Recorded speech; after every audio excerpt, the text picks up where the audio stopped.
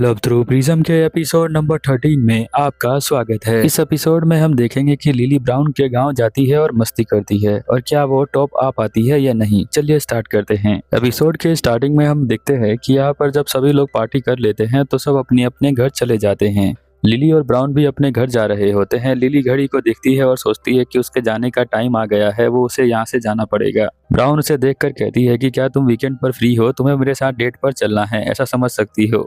Lily कहती है ठीक है, मैं तुम्हारे साथ चलूंगी। ब्राउन जो होती है लिली को अपने गांव में लेके जाती है, जहां पर वो अपने गांव को दिखा रही होती है। उसके बहुत सारे छोटे छोटे भाई बहन हैं। शाम को यहाँ पर ब्राउन की मॉम जो होती है खाना बनाती है और बहुत ज्यादा खुश होती है लिली को देखकर। उसकी फैमिली बहुत ही खुश होती है लिली को देखकर। सभी बच्चे बता रहे होते हैं खाना बनाने में मॉम की हमने हेल्प करी है, किसी ने सब्जी कटवाई है तो किसी ने मछलियों को पकड़ा है। लिली खाने को ध्यान से देख रही होती है। ब्राउन उसे बताती है कि मेरी मॉम जो है बहुत अच्छा खाना बनाती है, तुम एक बार खा कर देखो। वो खुश हो जाती है और कहती है कि ये खाना तो बहुत ज्यादा टेस्टी है, ताजी मछलियाँ बहुत ज्यादा लजीज लग रही हैं। इतने दिन हो गए मुझे यहाँ पर आए हुए, पर मैंने ऐसा कभी खाना नहीं खाया। ब्राउन यहाँ पर कहती है कि मेरी मॉम बहुत ज्यादा अच्छा खाना बनाती है, पता नहीं मैं उनकी तरह कब अच्छा खाना बना पाऊंगी। लिली जहाँ पर रेंट पर रहती है वहाँ खाना खाती है ना, तो उसे बहुत बेकार लगता है और वो पहली बार यहाँ पर बाहर खा रही होती है, उसे बहुत अच्छा लगता है। सभी बच्चे बहुत ज्यादा खुश होते हैं लिली को देखकर। वो कहते हैं कि चलो हमारे साथ घूमोगी। वो सभी उसको समुराई समझते हैं क्योंकि वो जापान से आई है, इसीलिए। खाना खत्म हो जाता है और सभी बच्चे लिली के साथ खेल रहे होते हैं। वो लिली के पास चले जाते हैं और कहते हैं कि क्या तुम हमारी ड्राइंग बना सकती हो। वो उसके डॉग की ड्राइंग बना रही होती है। उसे देखकर बच्चे बहुत ज्यादा खुश हो जाते हैं और सभी लोग जिद करते हैं कि प्लीज मेरी भी ड्राइंग बना दो।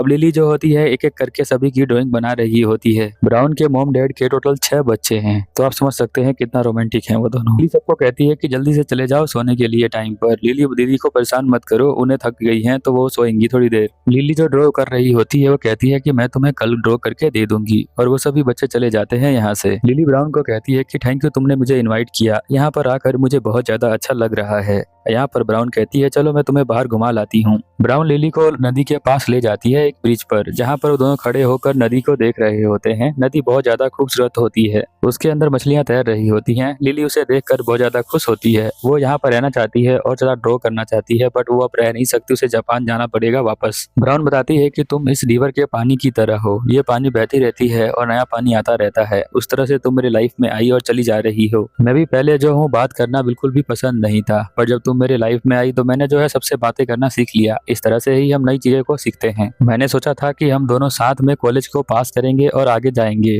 बट तुम जो हो बीच में ही छोड़कर जा रही हो। ब्राउन अपने फियांसे के बारे में बताती है। उसकी एंगेजमेंट हो चुकी है और उसका फियांसे जो है बहुत ज्यादा हार्ड वर्किंग है, वो इतना हैंडसम नहीं है, ऐसा वो उसे बताती है। यहाँ पर लिली उससे बोलती है कि मुझे लगा था कि तुम जोफ्री को पसंद करती हो।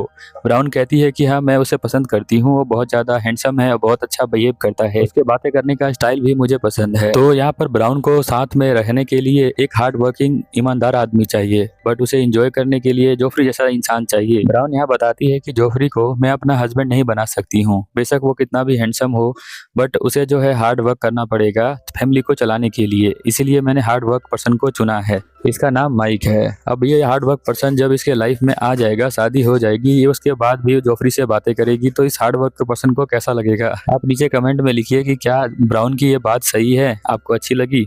यहाँ पर लिली कहती है कि तुम्हारी मर्जी है, तुम्हें जो अच्छा लगता है वो करो। ब्राउन कहती है कि जोफ्री जो है बहुत अच्छा है, मैं भी उसे पसंद करती हूँ और शायद वो भी मुझे पसंद करता है, पर वो एक बेस्ट हस्बैंड नहीं बन सकता है। लिली उसके बातों से थोड़ा सा नाराज होती है, बट वो बोल नहीं रही होती है कुछ भी उसे। ब्राउन थोड़ी देर बाद उससे पूछती है कि तुम बताओ, तुम भी तो किड को पसंद करती हो।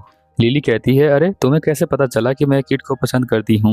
वो बताती है कि मैं तुम्हारी दोस्त हूँ, तुम्हें नोटिस करती हूँ, तो मुझे क्यों नहीं पता चलेगा कि तुम किड को पसंद करती हो। किड भी तुम्हें शायद पसंद करता है। वो कहती है कि हाँ, पसंद तो करते हैं हम दोनों एक दूसरे को, पर उस चीज का क्या फायदा। मैं कुछ ही दिनों में अपने घर जापान जाने वाली हूँ और वो यहाँ पर रहेगा, तो हम दोनों तो कभी मिल नहीं सकते हैं, बिल्कुल तुम्हारी तरह। इसीलिए मुझे उस चीज के बारे में भूल जाना पड़ेगा और अपने लाइफ में आगे बढ़ना पड़ेगा। जब लाइफ का एंड जो है शमशान घाट के अंदर ही होना है, तो इसे कितना आगे बढ़ना है मुझे तो समझ नहीं आया।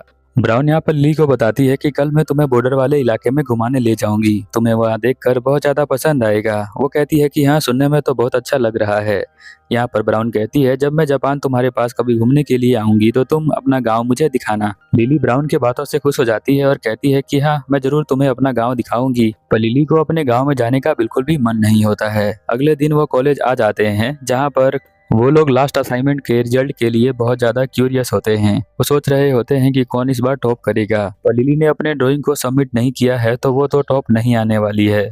जब लिली जा रही होती है स्केच को देखने के लिए कि किसकी स्केच गैलरी में लगी है, जिसे देखने के लिए सब लोग आए हैं और टॉप पर कौन है, तो सभी स्टूडेंट उसे ही देख रहे होते हैं, लिली को। जब वो पहुंचते हैं गैलरी के अंदर तो देखते हैं एक जगह बहुत ज्यादा भीड़ लगी हुई है। सभी जो है उसको देख रहे होते हैं स्केच को। उन्हें लगता है कि ये स्केच किट का होगा, बट एक्चुअल में ये स्केच जो होता है लिली का ही होता है। जो यहाँ पर लिखा होता है कि इस स्केच बुक को खोलो और जल्दी जल्दी पेज को पलटो। जितनी जल्दी तुम पेज को पलटोगे तुम समझ पाओगे कि इसके अंदर क्या स्केच किया गया है। लिली की जो स्केच बुक है उसके अंदर ऐसा बनाया गया है, इस तरीके से स्केच बनाया गया है। अगर तुम पेज को जल्दी जल्दी पलटोगे ना तो वहां पर मूवमेंट दिखाई देती है। ऐसा समझ सकते हो कि 1 सेकंड के वीडियो क्लिप को बनाने के लिए ऑलमोस्ट 24 डिफरेंट स्केच चाहिए जो अलग अलग मूवमेंट को दिखाते हों, तब जाके 1 सेकंड की क्लिप बनती है। अब लिली ने यहाँ पर बहुत सारे पन्नों पर एक ही ड्राइंग को कर रखा होता है अलग अलग मूवमेंट में, इसलिए जब पन्ने को पलटते हैं तो यहाँ पर मूवमेंट दिखाई देती है। पर ये ऐसा किसी ने आज तक नहीं किया। पीटर यहाँ पर लिली को बताता है कि इस तरह का आर्ट जो है बहुत ही कम लोग कर पाते हैं जिनमें इल्यूजन हो मूवमेंट का, यानी पन्ना पलटने पर ऐसा लगे कि तुम्हारी स्केच जो है वो मूव कर रहा है और तुम ही इकलौती स्टूडेंट हो जिसने ये काम करके दिखाया है। इसीलिए इस बार की टॉपर तुम खुद हो और हम सभी स्टूडेंट बहुत ज्यादा खुश हैं कि तुम हमारे साथ पढ़ती हो। हमें तुमसे साथ रहकर बहुत ही अच्छा लगा और सभी लोग यहाँ पर उसके बधाई दे रहे होते हैं। लिली की तारीफ बहुत सारे स्टूडेंट कर रहे होते हैं। वो पहली बार इतनी ज्यादा खुश होती है। थोड़ी देर बाद हम देखते हैं कि यहाँ प्रोफेसर आ जाते हैं। लिली के दोस्त यहाँ सब बधाई दे रहे होते हैं और बहुत ज्यादा खुश होती है। यहाँ प्रोफेसर आते हैं और कहते हैं कि तुम्हें मेरे साथ चलना पड़ेगा। तो लिली कहती है कि ठीक है, मैं आपके साथ चलती हूँ। वो ब्राउन को छोड़कर जाती है प्रोफेसर के साथ। टीचर के कैबिन में जाने के बाद यहाँ पर टीचर बताते हैं कि तुम्हारी जो स्केच बुक है मेरे पास कैसे आई। उस स्केच बुक को यहाँ पर लेकर आया था किट मेरे पास बिल्कुल सुबह सुबह। वो कह रहा था कि आप एक बार ये स्केच को देखिए, मैं चाहता हूँ कि आप इसे प्लीज एक बार देखें। आपने मेरे स्केच की तारीफ बहुत ज्यादा की है, मुझे लगता है कि ये स्केच अब पूरे स्कूल में कोई भी बना नहीं सकता है। प्रोफेसर कहते हैं वैसे स्केच बुक में है क्या? तो यहाँ किट बताता है कि अगर आप जानना चाहते हैं तो स्केच बुक को खोलिए और जल्दी जल्दी पन्नों को पलटिए, आप समझ ही जाएंगे। जब प्रोफेसर यहाँ पर स्केच बुक को ओपन करते हैं और देखते हैं तो वो खुद ही चौंक जाते हैं कि इस तरह का स्केच कैसे बना सकता है कोई। उन्हें लगता है कि ये स्केच बुक यहाँ पर किट ने बनाई है। तो वो कहता है कि नहीं, मैंने नहीं बनाया है, इसे तैयार करने के लिए कई महीनों का समय चाहिए होता है, बट लिली ने ये पूरे हाफ दिन में ही कर दिया है। और मुझे बिल्कुल भी नहीं लगता कि आपके क्लास में कोई ऐसा स्टूडेंट होगा जो ये कर पाएगा। टीचर कहते हैं कि मैं तो इसे कंसीडर नहीं कर सकता क्योंकि टाइम हो चुका है। तो वो कहता है कि अगर आप कंसीडर नहीं करेंगे तो आपका ही घाटा है इसमें, आप एक बेस्ट आर्टिस्ट को मिस कर देंगे। तो आप प्लीज इसे देखें और इसे कंसीडर करें। इतना टाइम आपने दिया था असाइनमेंट को पूरा करने के लिए, उतने टाइम में ही उसने बनाया है। जब वो बना रही थी तो मैं वहीं पर था। उसने लगभग 100 स्केच बनाए होते हैं एक ही सेम टॉपिक पे और अलग अलग एंगल से। आप और मैं भली बात ही जानते हैं कि हमारे क्लास में कोई भी ऐसा स्टूडेंट नहीं है जो ऐसा कर पाएगा, क्योंकि ये जो है बहुत ही यूनिक आर्ट है। कल जब मेरी तबीयत खराब होगी तो लिली मेरे पास आई थी और आने के बाद उसने जो है मेरे साथ बैठकर ही ये स्केच बुक बनाया था। मैं वहीं पर लेटा हुआ था और देख रहा था और मैं नहीं चाहता कि वो इस असाइनमेंट में फेल हो जाए। तो इसलिए प्रोफेसर प्लीज आप इस ड्राइंग को ले लें और कंसीडर करें। लिली को विश्वास नहीं होता कि किट ने उसकी तारीफ की है और इतना सारा बोला है उसके बारे में। प्रोफेसर कहते हैं कि तुम्हारी जो स्केच है वो सबसे ज्यादा यूनिक है और तुम बहुत ही ज्यादा यूनिक आर्टिस्ट बनोगी आगे जाकर। ये सुनकर वो बहुत ज्यादा खुश होती है। साथ ही प्रोफेसर बताते हैं कि तुमने ही इस बार टॉप किया है और तुम ही वो स्टूडेंट हो जो सबसे ज्यादा बेस्ट हो। प्रोफेसर भी उसे बधाई देते हैं और वो जो होती है कहती है थैंक यू और वो यहाँ से चली जाती है। प्रोफेसर कहते हैं कि मुझे लगता है कि तुम दोनों के दिल एक जैसे ही हैं। प्रोफेसर यहाँ बता रहे होते हैं कि पहली बार किट ने ऐसा किसी के लिए किया है। वो आज तक किसी स्टूडेंट की तारीफ करने के लिए मेरे पास नहीं आया। तुम इकलौती लड़की हो जिसकी तारीफ करने के लिए वो यहाँ पर आया था। मैं चाहता हूँ कि तुम अपने करियर को कंटिन्यू करो, ऐसे ड्रॉ करते रहो। यहाँ पर वो बहुत ज्यादा खुश हो जाती है और किट को ढूंढना स्टार्ट कर देती है। वो चारों तरफ घूमती रहती है और किट को ढूंढती रहती है। प्रोफेसर यहाँ पर खिड़की से देख रहे होते हैं कि लिली किस तरह से पार्कों में भाग भाग कर जा रही होती है किट से मिलने के लिए। प्रोफेसर मन ही मन बहुत ज्यादा खुश हो रहे होते हैं कि उनकी क्लास में एक ऐसा स्टूडेंट भी है। थोड़ी देर बाद पीटर यहाँ पर उनसे मिलने के लिए आता है प्रोफेसर से।